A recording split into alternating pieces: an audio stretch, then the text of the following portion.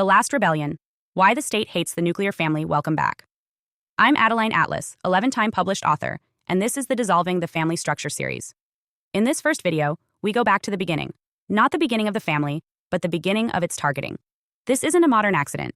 The dismantling of the nuclear family is a calculated and historically repeated pattern, because the family, when intact, is the final decentralized power structure that resists total control. If you want to dominate a society, you don't start with the economy. You don't start with laws. You start by breaking the bond that protects people from the need to depend on the state in the first place. You destroy the family. Let's go back to Stalin's Soviet Union. In the 1920s and 30s, the communist regime openly targeted traditional families. Children were encouraged to report their parents for anti-revolutionary beliefs. Schools taught state values, not family values. The father, once the protector and provider, was replaced by the government. The mother was removed from the home and put into the workforce. Marriage was de-emphasized. The state became husband, teacher, and God. Now jump to Maoist China. Under Mao Zedong, family loyalty was seen as a threat to loyalty to the Communist Party. Children were not taught to obey their parents. They were taught to obey the party. During the Cultural Revolution, countless youth turned against their elders. Generational bonds were broken. Grandparents were mocked. Lineage was erased. Why? Because loyalty to blood was competition for loyalty to the system. And then, there's fiction that wasn't fiction for long. Aldous Huxley's Brave New World envisioned a world where the family didn't exist at all. Babies were engineered in hatcheries. Words like mother and father were considered obscene. People belonged to the state, not to each other. There was no emotional attachment, no marriage, no lineage. Just controlled pleasure, sterilized reproduction, and programmed compliance. These weren't random stories or historical footnotes. They were blueprints. Because when families are strong, the state is weak. When fathers are present, systems of control don't penetrate. When mothers nurture with discernment and grounding, propaganda fails. When children are raised in stable homes, identity is anchored, and outside influence has to work harder. In short, when the family is intact, programming doesn't work. And this is why the nuclear family, father, mother, child, is hated by systems that seek total compliance. It creates loyalty outside the system. It creates meaning that can't be legislated. It creates bonds that algorithms can't replicate. And that's dangerous to power. Let's talk about why the nuclear family is ungovernable. First, it decentralizes support. Families feed each other, households protect each other. They solve problems internally. This means fewer people turning to government welfare, fewer dependents for the system to manipulate. If your father protects your home, you don't need the police. If your spouse meets your emotional needs, you don't need state therapists. If your children are raised in moral structure, you don't need ideological education.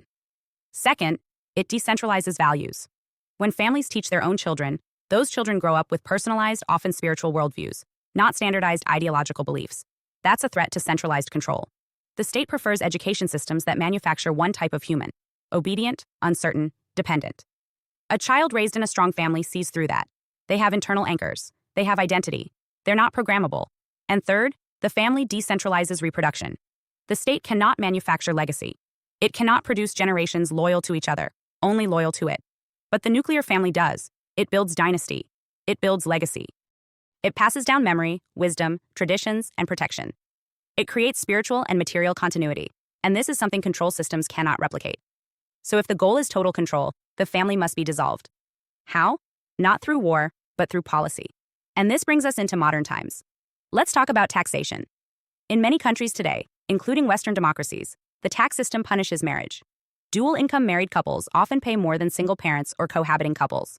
Incentives are given for single motherhood, not for marital commitment. Financial pressure is used to fragment homes, not hold them together. Look at Child Protective Services. CPS exists for a reason, but it's also a tool.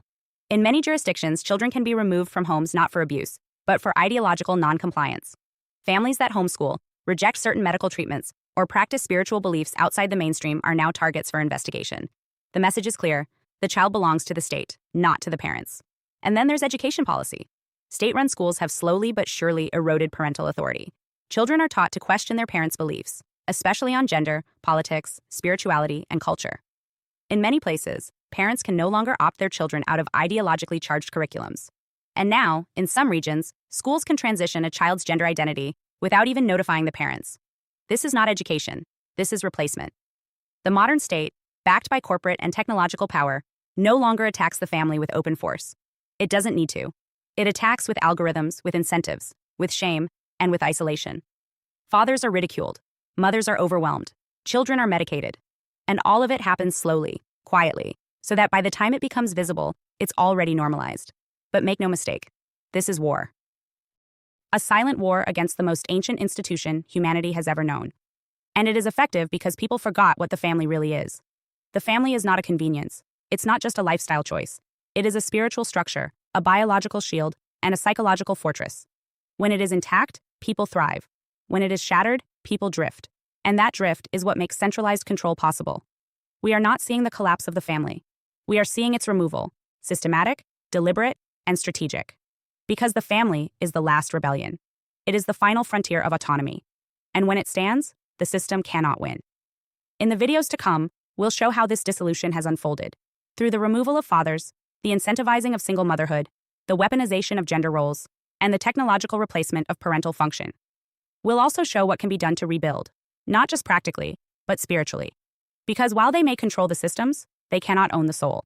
And it is the soul that remembers what family really means. This is dissolving the family structure. And this was just the beginning.